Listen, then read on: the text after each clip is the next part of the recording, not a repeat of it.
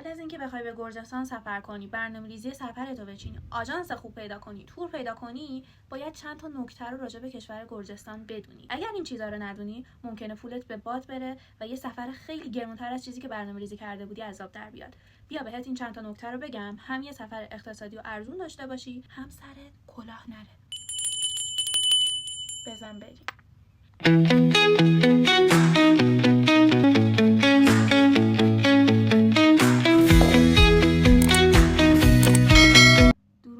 سلاطین، خیلی به کانال یوتیوب من خوش اومدین. بچه‌ها قبل از اینکه برید ویدیو رو پلی کنین، من فقط یه نکته خیلی کوچولو رو بهتون بگم. من توی ادیت و تدوین این ویدیو جوری دارم عمل میکنم و قصد دارم عمل کنم در آینده توی کمترین تایم شما بیشترین برداشت و یادگیری رو از این ویدیو داشته باشین، لکی تایم و انرژیتون نره. واسه همین واقعا بهم کمک میکنید، چه برای پیشرفت چه برای ویدیوهای بهتر. برای من حمایت بذارید و محبتتون رو بهم نشون بدین. بوس بهتون.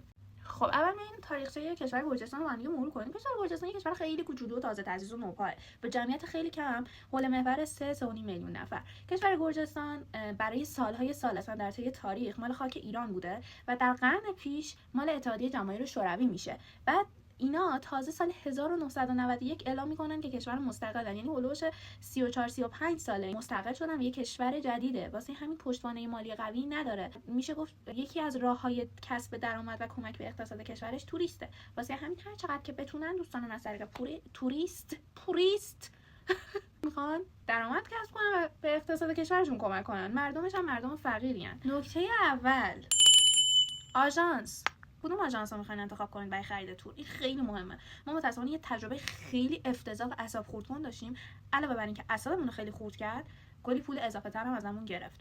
و این تجربه ما تنها نبود، بچه‌هایی که تو هتل ما هم بودن ازشون پرسیدیم و خیلی مبلغای غیر منطقی تر واسه شب‌های خیلی کمتر نسبت به خودمون توی همون هتل و مبلغ خیلی بالاتر ازشون گرفته بودن. یعنی خیلی راحت آژانس‌ها دارن واسه خودشون پول در میارن. توی روز روشن عکس و لوکیشن و اطلاعات یک هتلی رو برامون فرستاد که دقیقاً هم اسم هتل توی تفلیس بود، ولی اونی که برامون فرستاده بود هتل توی آفریقا بود اصلا.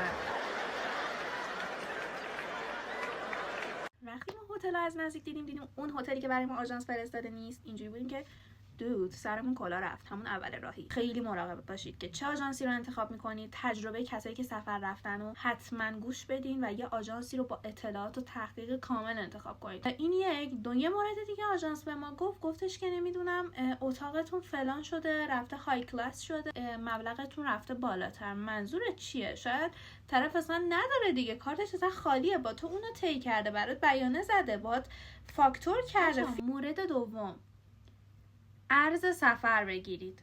این خیلی مهمه. بیشتری هم احتمالاً میدونن، هم توش سود داره هم به نفعتونه. در حال حاضر که من این ویدیو رو دارم برای شما میگیرم 71,000 تومان و 900 71,000 تومان و 900 71,900 تومانه. قیمت دلار آزاد توی بازار بخواید معمولی برین بگیرین 108,000 تومانه. 40,000 تومان تقریبا فرقشه بین ارز آزاد و ارز سفر. ما بخواید 3 روز سفر کنین، 4 روز سفر کنین، مگه چقدر میخواین دلار؟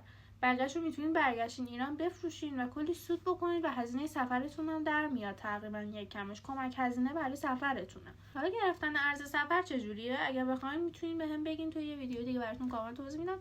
آنچنان کاری ندارم، فقط با گوشی و آنلاین انجام میشه. فقط یه نکته رو بگم، برای ورود به کشور گرجستان شما حتما شبیه $100 باید همراه خودتون کش داشته باشید. خب برای ورود اون از شما میخوان، حالا شاید هم چک نکنه ولی حتما باید داشته باشین. آژانس هم بهتون میگه این نکته رو و شما صرفا لازم نیست اون رو برین خرج بکنید، فقط باید همراه خودتون شبیه $100 هر نفر رو داشته باشین. نکته سوم و مهمترین نکته که خیلی تو این دام افتادن، شما تو مشخصات تورتون وقتی میخواین تورتون رو از آژانس بگیرید زده همراه با لیدر فارسی زبان، ولی همچین چیزی وجود نداره. نه قراره توی هتل همراه شما باشه، نه قراره جای میرین اون لیدر یعنی اصلا همچین چیزی نیست. دروغ از بیخوبان. حالا چیه قضیه این لیدرها؟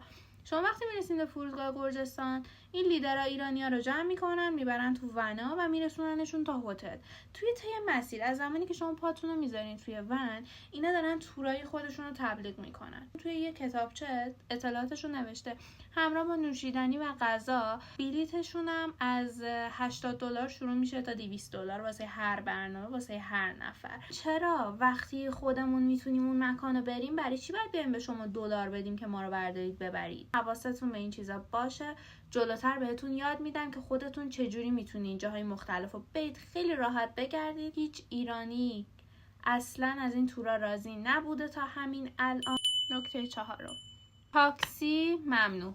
تاکسی نگیرید. تاکسی ها همیشه یه قشریان که زرنگن و میتونن خیلی راحت هر چقدر دلشون میخواد ازتون پول بگیرن. بهتونم گفتم با توجه به اینکه مردمشون خیلی وضع مالی عالی ندارن، تا ببینن شما توریستی، زبان بلد نیستی، قوانین رو نمیدونی، رنج قیمت تاکسی رو نمیدونی، تا جایی که بتونن ازتون دوست دارن پول بگیرن. یک داستان خیلی بد برای خودمون پیش اومد. یکی از دوستای همسفرمون که تو سفر باهاش دوست شدیم، متاسفانه به جای 30 لاری 300 لاری ازش گرفت. یعنی موقعی که رسید اول باش طی کرده بود 30 لاری، ولی وقتی که رسید دم هتل گفتش 300 لاری. خدا رو شکر بعداً ما رفتیم و اون قضیه رو حل کردیم. یکی از همکارشون توی خیابون رو دیدیم، اونم تاکسی دار بود، بهش گفتیم که همچین قضیه پیش اومد. اون آقا تاکسی داره که بهش این جریان رو گفتیم رفت بود پیگیری کرده بود تو شرکت انگار تاکسیاشون. روز بعد اومدن هتلمون، همون راننده خودش اومد پول و تحویل دوستمون داد. کلی معذرت خواهی کرد که من واقعا نیاز به پول داشتم، مادرم مریض بوده. خیلی راحت،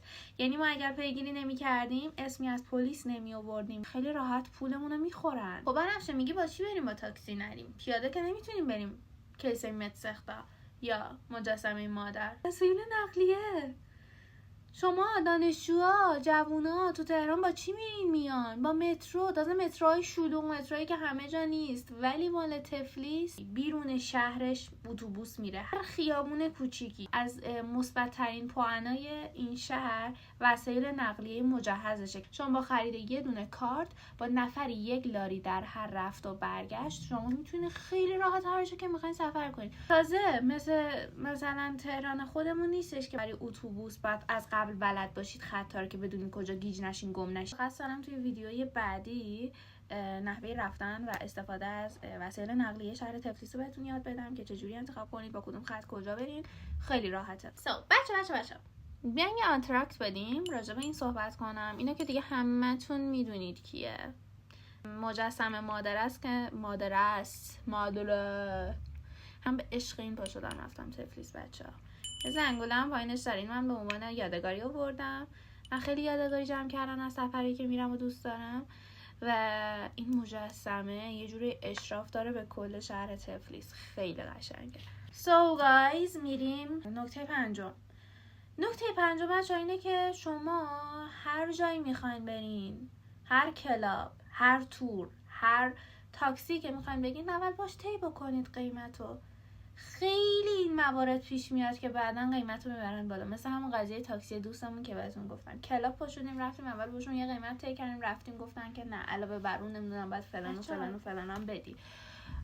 یکی از گزینه هایی که میتونین خیلی توی صرفه جویی کنین و مراقبش بشید، غذا توی تفلیس میتونم بگم قیمت خوبی نداره، اونقدر پایین نیستش که بتونید هر روز برید رستوران، کافه و جای دیگه. در حال حاضر توی تفلیس غذاها از 25 تا حالا بستگی به رستوران خوبش و اینا داره 35 تا 45 لاریه هر پرس غذا. برای امتحان غذای گرجی میتونید برید رستوران و میارزه، ولی با خودتون میتونید غذای کنسروی ببرید، خورشای آماده ببرید، غذاپز مسافرتی که خیلی کوچیکه و وزنی نداره، یا پلوپز 1 نفره 2 نفره داشته باشید ببرید با خودتون. میتونید برید مواد غذایی تهیه کنید. مواد غذایی توی تفلیس اونقدر قیمت زیادی نداره نسبت به ایران. مثلا یه موقع کامل هلوش 15 یا 10 لاری بود، میشد مثلا من حساب کردم 500-600 هزار تومان به پول خودمون. ماکارونی بگیرید، چیز خوشمزه میتونید خودتون درست کنید. میگم یه غذا پز داشته باشین همه این کارها حل میشه. نکته آخرم این که مکانهای تاریخ و دیدنی تفلیس همشون رایگانه و بلیتی نمیخواد. اگر کسی گفتش که بیا از من بخر، من میبرمت رایگان، تو به من 50 لاری بده، 60 لاری بده، 100 لاری بده، من میبرمت، چرت و پرته. خودتون پاشید خیلی راحت برید، پاکه دارید، دستم دارید، عقلم دارید، پاشید برید اونجا خودتون و بلیطو بگیرید برید داخل، لذتشو ببرید، خوش بگذرونید. همین. گوجی بوجی‌ها و خوشگل مشکلای من، مرسی که تا اینجای ویدیو با من بودین. اگر سوالی، حرفی، حدیثی، نقدی، هر چیزی که داشتین رو من میخونم و جوابتون رو میدم. این زیر برام بذارید. یادت نره لایک کنیم. بای تا ویدیو بعدی.